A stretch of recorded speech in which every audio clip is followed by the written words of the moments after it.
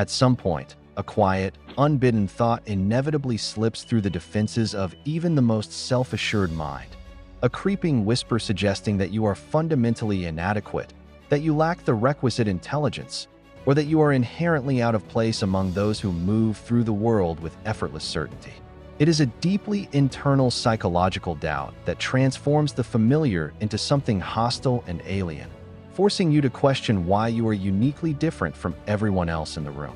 Currently, one of the most intensely discussed relationships within the British royal family finds itself completely enveloped by just such an invisible wall of secrecy and relentless conjecture, leaving the public to wonder if the cracks in the armor are finally beginning to show. Welcome back to the channel, where we pull back the curtain on the world's most guarded institutions and dissect the hidden dynamics of power, wealth, and prestige. The individuals at the center of this narrative are presently navigating a chaotic whirlwind of media scrutiny, public criticism, and deeply uncomfortable questions, a stark contrast to a time when they were widely celebrated by observers as the absolute epitome of poise, grace, and institutional stability. For months, royal commentators and the public alike have remained utterly obsessed with a single overarching theme. As conversations surrounding the York family continue to be dominated by startling fresh revelations and a renewed wave of intense public attention, it forces an uncomfortable inquiry into the mechanism of fame and association. What truly happens when a remarkably prosperous, independent businessman becomes deeply embroiled in a sprawling royal scandal that he did absolutely nothing to instigate? While monumental family controversies and systemic institutional challenges continue to dominate global headlines, a completely different, far more subtle narrative has been quietly unfolding in the background. It is the complex tale of a man who meticulously cultivated a pristine image of corporate professionalism, established a high-end property empire valued at hundreds of millions of dollars through sheer ambition, and then suddenly found his intensely private life violently pulled into one of the most ruthlessly watched environments on the face of the earth.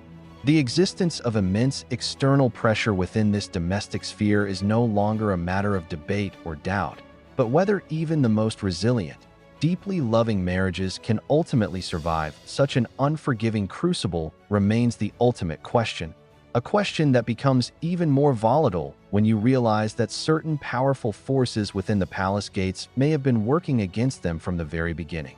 Long before his name was ever whispered in connection to the House of Windsor, Edoardo Mapelli Mozzi was already carving out a formidable reputation for himself within the highest echelons of corporate circles. He was by no means an anonymous figure or an unidentified outsider desperately hoping for a fortunate break in high society.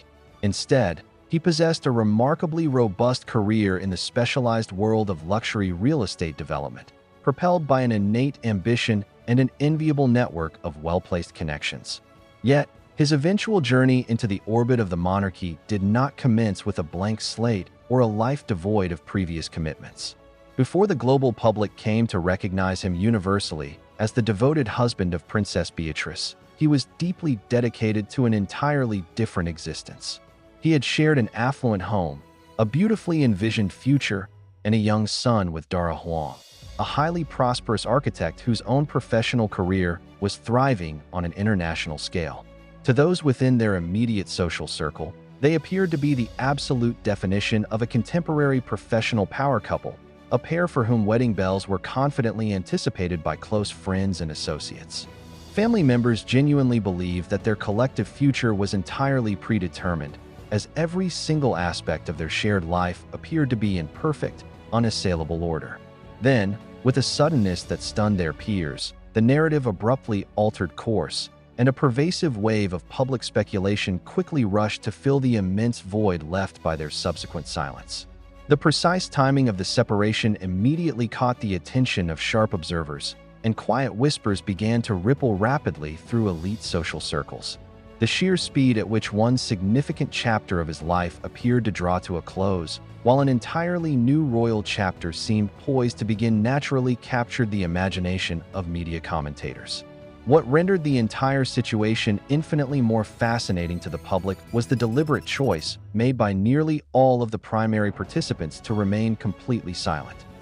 Let's do a Bravo X Royal American Cheating Investigation. So, in case you missed it, Ladies of London, The New Reign premiered on Friday, where we were introduced to this woman, Dara Wang. She is an American architect who apparently was formerly engaged to this man, Edoardo Mapelli Mozzi. They met in 2015, they had a baby in 2016, and they broke up in 2018. I went on Reddit to get tea on Dara. In case you missed it, Dara quit Ladies of London in the middle of the second episode. She said, "This isn't for me," and walked out. But a lot of rumors were swirling, so being a cheating head, I had to tap in. According to a lot of the royal gossip, and Bravo placed an article from the Daily Mail where, when they broke up, Dara Wang's parents went directly to the Daily Mail and they were like, he left her for Princess Beatrice. So there wasn't a lot of secrecy involved. In case you don't know, American cheating is my name for what happens when celebrities cheat on each other, and I know that everyone involved here is British except for Dara. Because America is descended from Protestant culture, there is this cone of silence that sort of surrounds anything that is seen as tacky or gauche. The most important thing is maintaining the status quo and not upsetting anyone, and so people do not bring up the fact that you met your partner via an affair when you do so. Edoardo and Princess Beatrice are under a lot of fire and suspicion right now because, in case you don't know, Princess Beatrice's father is Prince Andrew and her mother is Sarah Ferguson, and both of them were very, very, very close friends with one Jeffrey Epstein. So it doesn't surprise me that a lot of these rumors are popping back up because all of this happened 7 years ago. But basically, Edoardo and Dara were together in October of 2018. In October of 2018, Princess Eugenie, Beatrice's sister, got married. In October of 2018, Edoardo and Princess Beatrice get together, and they are living together by May of 2019. And here's that article. So the timeline is a little tight.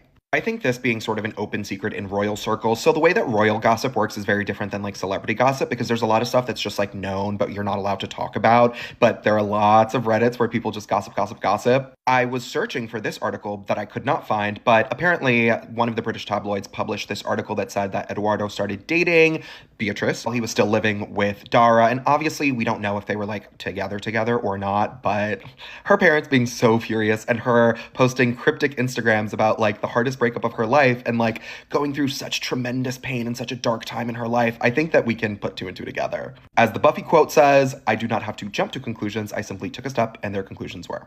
With these American cheating posts, I always point out that the press is always very instrumental in helping people cover up their affairs. And so they're never going to outright say what happened. What they will say is, I went on this article and they just listed the timeline the same way I did, right?